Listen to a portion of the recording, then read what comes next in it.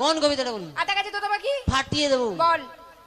আতা গাছে তোতা পাখি, ডালিম গাছে মৌ, মাঝ রাতে জেগে দেখি পাশে নেই বউ। কি করি ভেবে না পাই, সবার শেষে পড়লো মনে আমার বউ নয়, বউ নয়, বউ নয়, বউ নয়, ঢিঙ্কা চিকা। কবিতাটা বই থেকে মুখস্থ করেছিস? বাবা এই কবিতাটা রবি ঠাকুর রচনা করে আমার বাবাকে দিয়েছিল, আমার বাবা আমাকে দিয়েছে, বলছে তুই পড়বি, তোর বড় বড় দাঁড়ি হবে। কি হবে? বড় বড় দাঁড়ি রবি ঠাকুরের মতো। সবসময় খালি বদমাইশি। কি করিস, কি পারিস আমাকে একবার বলবি? কি পারি মানে আপনি জানেন আমি এই কবিতাটাকে এখনই বাউল গান করে দিতে পারি।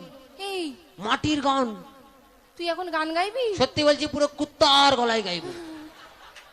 দাঁড়া। হ্যাঁ। আচ্ছা আমাদের পটল একটা গান গাইবে বলছে, সবাই কি শুনবে? শুনবে? বলছি শোন। হ্যাঁ ভালো করে। হ্যাঁ। কারণ আমার মান সম্মানের ব্যাপার। মান সম্মান নিয়ে কোনো চাপ নেবেন না, ওকে আমি প্যান্ডেলের বাসে ঝুলিয়েই ছাড়বো, কোনো চাপ নেই। দাঁড়ান আরেকবার চার্জ নিয়ে দিতে দেন। আচ্ছা পটল, হ্যাঁ এটা কি চার্জ? এটা কুত্তা চার্জ।